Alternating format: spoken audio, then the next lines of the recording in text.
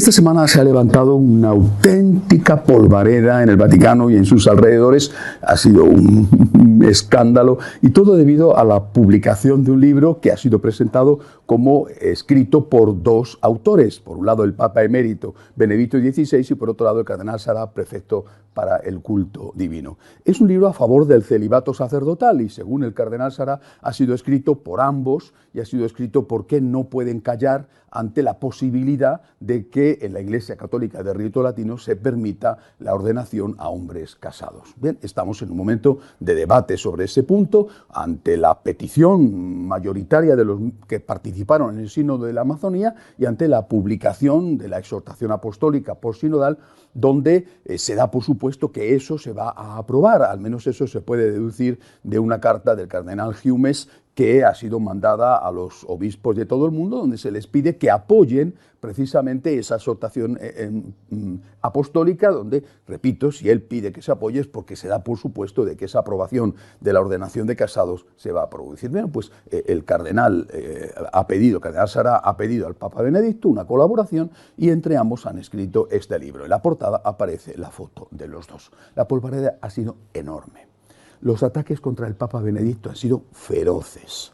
Ha sido atacado y ha sido insultado, ha sido desprestigiado. Se ha pedido que se le expulse del Vaticano, que se le meta en un convento remoto, que se le obligue a estar en silencio y prácticamente lo único que ha faltado es que pidiera que le mataran o que le fusilaran al amanecer en un paredón, porque de verdad ha sido unos ataques totalmente desproporcionados.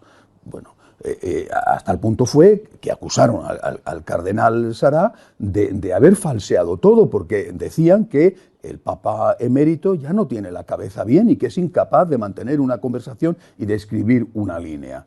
Entonces el cardenal publicó el cruce de cartas entre ambos, donde queda bien claro que Benedicto XVI es el autor de lo que aparece en el libro y de que era consciente de que iba, y daba permiso a Sarah, era consciente de que iba a ser publicado.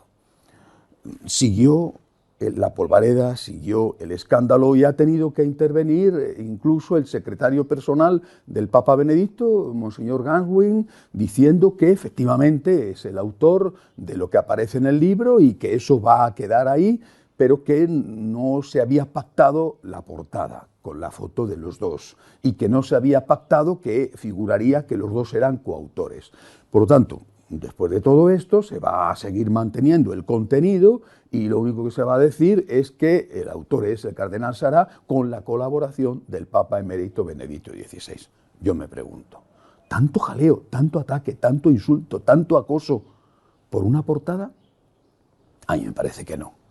A mí me parece que lo que ha molestado es el contenido y que si el Papa Benedicto hubiera dicho lo contrario, los que le han atacado no estarían en absoluto molestos con él. Lo que ha molestado es el contenido. ¿Qué es lo que dice el Papa Benedicto en este libro?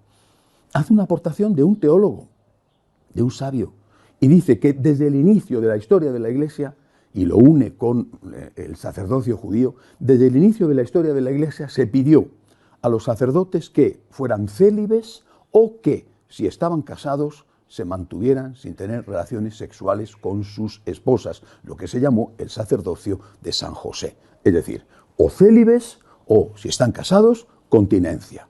Y que esto fue así desde el principio de la Iglesia. Es la aportación que ha hecho, porque en un asunto que no está cerrado, aún no se ha publicado la exhortación apostólica, en un momento en que todavía se está en el debate sobre un tema tan importante, que va a cambiar una norma que existe desde el inicio de la Iglesia, bueno, pues el Papa Papa Benedicto ha creído que en conciencia tenía que recordar estas cosas. No ha hecho nada más que esto. No hay justificación ninguna para que se le haya insultado como se le ha insultado. Ni siquiera aunque no se esté de acuerdo con él ha obrado en conciencia. Ahora bien, creo que el verdadero motivo no solamente es esa aportación que disgusta a los que no están de acuerdo. El verdadero motivo es que nadie se cree en este momento que la aceptación de los curas casados se vaya a limitar a unas islas remotas del Pacífico o a unos lugares escondidos en la selva amazónica. Todo el mundo piensa, todos, unos y otros, los que están a favor y los que están en contra, que esto no es más que el principio, que esto no es más que la excepción que después se generalizará y que se generalizará pronto. está en pleno debate el sínodo alemán y probablemente allí también aprobarán lo mismo y después lo harán en otros países y quedará a merced del obispo, pero después puede resultar que un obispo llegue y se encuentre con que el obispo anterior ha admitido curas casados en su diócesis y él a lo mejor no está de acuerdo. Es decir, es un tema tan importante porque se ve esto como la puerta que se entreabre para que después se amplíe a toda la Iglesia el hecho de que el celibato deje de ser obligatorio, que, como decía el cardenal Sará, el Papa Benedicto y él no han podido callar y han querido aportar al debate, en un momento en que ese debate está todavía abierto, han querido aportar sus argumentos. Nada más. El Papa Benedicto ha obrado en conciencia y tiene derecho a eso. Me duele enormemente que aquellos que están todo el día hablando de su conciencia y de que en función de su conciencia se puede comulgar en pecado mortal, de que en función de su conciencia pueden hacer esto o pueden hacer aquello, pues no respeten la conciencia de un anciano que ante un asunto tan grave, tan serio, tan importante, que cambia una disciplina que existe desde el origen de la Iglesia, ha querido simplemente decir esto es así y ha sido así desde siempre. No, parece que aquí el respeto a la conciencia solo lo tienen o lo pueden reclamar unos. Los otros parece que no tenemos ningún derecho a tener conciencia o a pedir que se nos respete. El Papa Benedicto ha actuado en conciencia. Ya está. Y el Papa Francisco, que es el único Papa que existe en este momento gobernando la Iglesia, lo acaba de decir esta semana el cardenal Miller, es el único Papa en ejercicio porque el Papa Benedicto es un Papa jubilado.